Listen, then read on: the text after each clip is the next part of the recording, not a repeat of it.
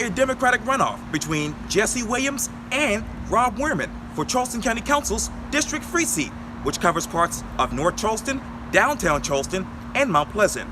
I speak exclusively to Rob for this edition of Quintin's Close-Ups. And if you haven't already, subscribe to my YouTube channel and like Quintin's Close-Ups on Facebook. Rob Wehrman, welcome back to Quintin's Close-Ups. Thanks for having me again, Quintin. Good to see you. Likewise. Obviously, you are in a Democratic runoff between Jesse Williams and yourself for the Charleston County Council's District 3 seat on the Democratic side. That's right. Yeah, we're in a runoff, just continuing to get our message out and continuing to talk to voters. And happy to have the opportunity. And really, I got to say, I'm very grateful and appreciative and proud of the fact that we had so many voters come out and obviously we are in a runoff, but we did win the most votes out of anyone in that initial primary. And I think that shows the strength of our message and the strength of our campaign. Where was your strength on primary day? Because obviously you have to get 50 plus one. Right. So obviously we did not get 50 plus one. Otherwise we wouldn't be in a runoff. But, I think so obviously there were 4 candidates the 2 top vote getters of the 4 move on to the runoff. And of those top 2, obviously I was one of them. But again, I was just mentioning the fact that, of all the 4, we did receive the most votes. And again, I think that speaks to the strength of our organization and the strength of our message. Weren't able to get to 50 plus 1. I think we were at about 38, but getting pretty close there. And again, looking forward to the opportunity to continue the discussion and continue talking to folks and continue getting out the vote. What should be the discussion right now about District 3? Look, I think District 3 is a very, we've talked about this before, it's a wide-ranging district. It covers a lot of Charleston County and a lot of different types of neighborhoods, but I think that the discussion in District 3 needs to be centered around much of the discussion throughout our nation right now, which is focused on, I think a real understanding among the Black community and other communities of color that there are fundamental priorities that need to be shifted in our government and in our policing systems and in our criminal justice system.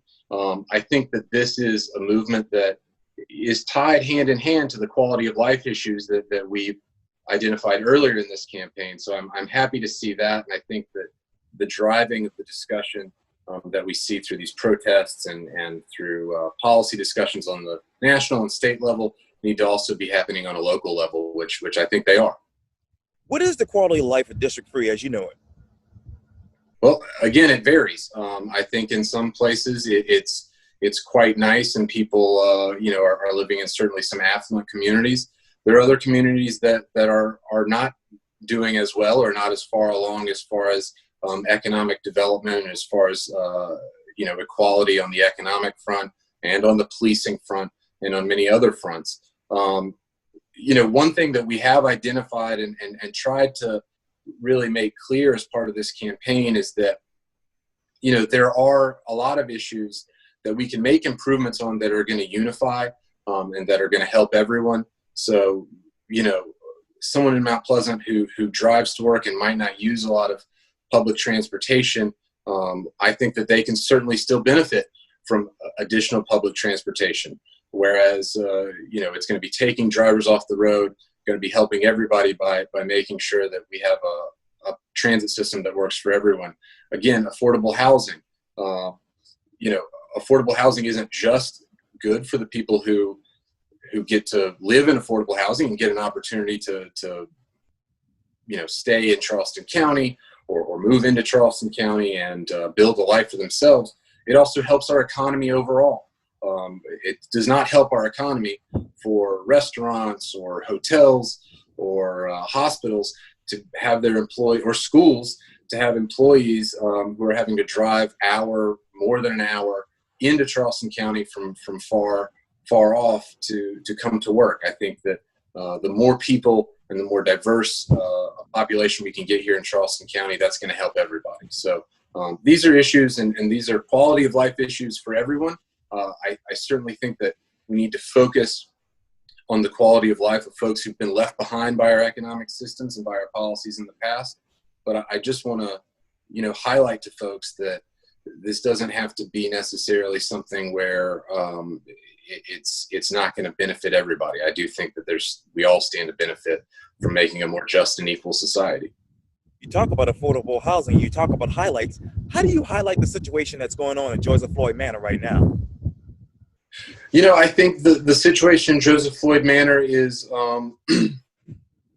symptomatic of a lot of issues. I mean, there's been a real disinvestment in affordable housing for decades now. I mean, traditionally, this was something that there would be more funding from the federal government from.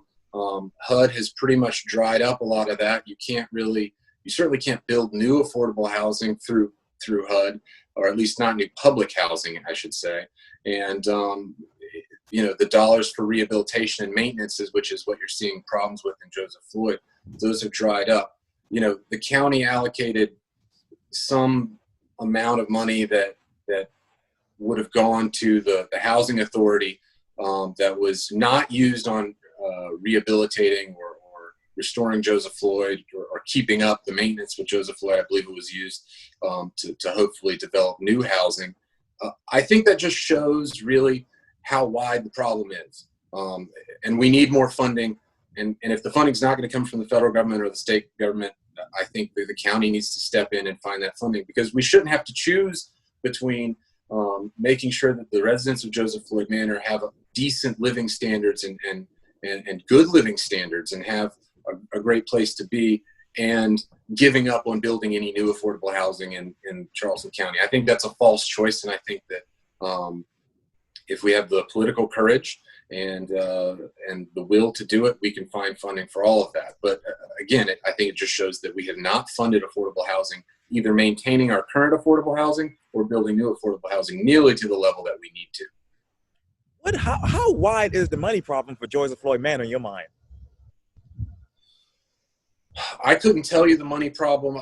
I wouldn't be able to tell you specifically.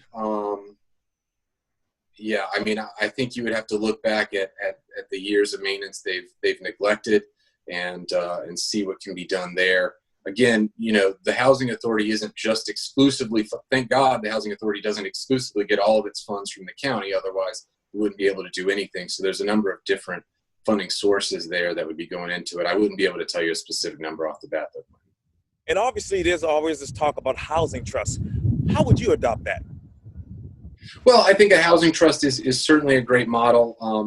And look, I mean, it can be established by the county. I mean, the county can work and create this entity. It would be a legal entity that could get funding, and what it could use that funding for would be purchasing land or working with developers to fund projects that could then apply for other tax credits to kind of build on that money that we would be putting in from the county perspective as a seed money.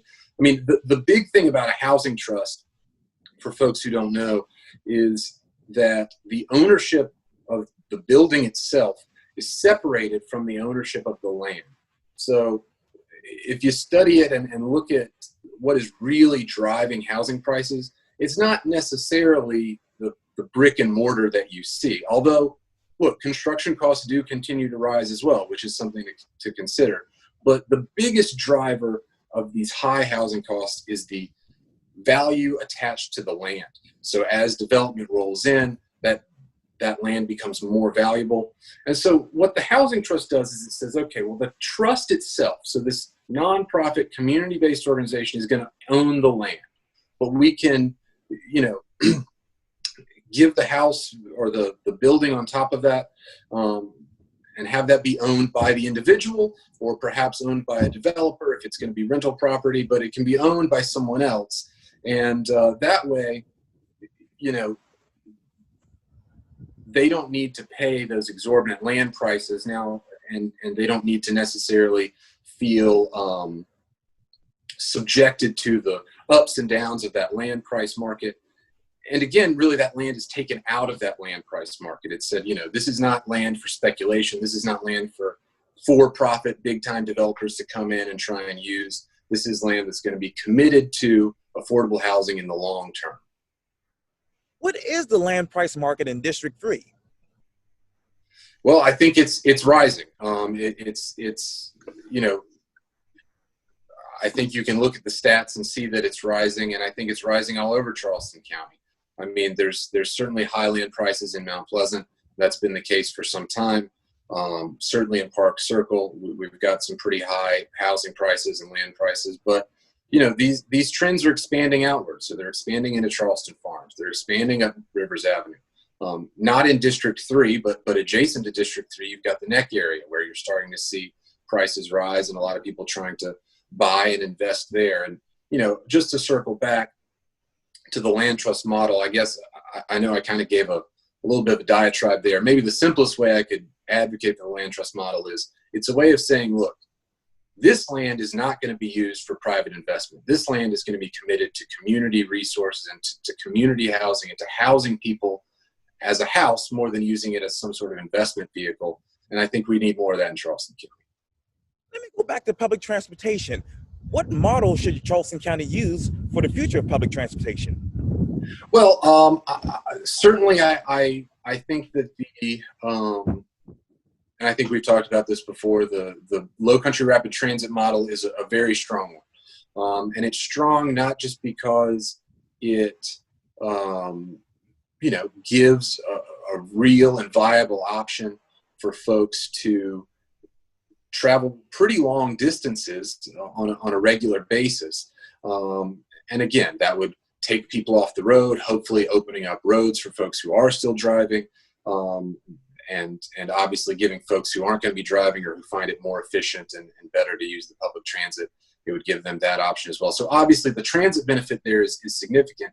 But the reason I would highlight that as a model, because that was your question, is why is that the model that I would look to, is because it's really a broader idea. There's currently some public input processes going on with that project. And if you go on that website, and I kind of wish they had a little more detail on that right now, to be honest, so that we could know a little bit more about the statistics and the measurements behind the various proposed alternatives. But all the proposed alternatives talk about transit-based development. So it's not just a transit issue, it's also a development issue. And I think that that's one of the reasons that we have a lot of traffic problems, is because in the way we've developed in Charleston County, we've just developed sprawling further and further out, instead of trying to concentrate people around nodes where we can get the most out of our public transit. So, you know, if we're trying to build these transit lines and have stops that are going to be combined with housing policies, they're going to make sure that people who want to use the transit are within walking distance or biking distance or even short driving distance if there's going to be some sort of park and ride situation, or not park and ride, but, you know, decent parking situation there, but certainly within a very short distance so that it makes sense for them to use the public transit, because, you know, a lot of Charleston County was not designed with public transit in mind. What other housing policies would you put in place if you're on county council today once public transportation is really enacted? Well, I think I think we've talked about the housing trust model, and that's sort of where I see a lot of benefit from direct county funding investment. So I won't talk too much more about that. I think there's other things you can do, though. The county does not have as much zoning authority, certainly not as much zoning authority in the areas where folks, you know, are concentrating where they're going to be living. But I certainly think that where the county has some zoning authority, we can experiment with something called inclusionary zoning, which is basically saying that a developer can get certain benefits if they're willing to guarantee affordability for some period of time. Now, legally, despite some efforts in the State House, that is not, you can't do that on a mandatory basis, but you can do it on a voluntary basis. So that would be basically setting incentives for developers to go into agreements with the county to guarantee affordable housing.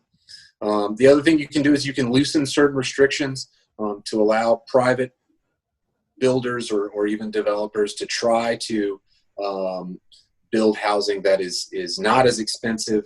You know, I don't think that is really going to meet the need, but certainly I think every tool helps. So those are some other other highlights, but I really do think that from a county perspective, the core is going to have to be county funding for affordable housing.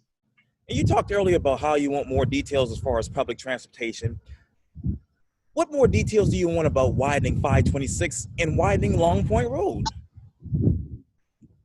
Well, I think the details from widening 526, I think we need to have some understanding of this is a major investment. Now, it's not a county investment, obviously, but it's a DOT investment, and it is South Carolina tax dollars being put to this. Long Point Road is from my understanding more handled by the city of Mount Pleasant, but I think we need to know exactly how that's going to impact neighboring households and neighboring communities.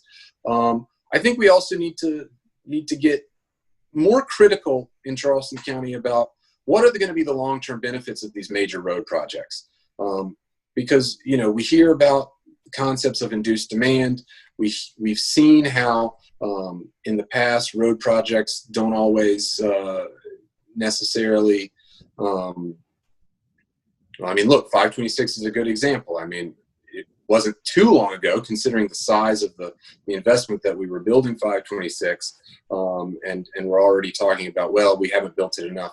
So I think we need to have a lot more foresight into, well, how long do we think this investment is going to last, and what other policies are we going to be putting in place to pair with it to make sure that this investment lasts? So, are we going to continue to rely on vehicle traffic to get everything done in Charleston County? And if so, what is that going to really look like? Because I think if we do continue to rely on that, we're just going to be building new roads in another 20 or 30 or 40 years.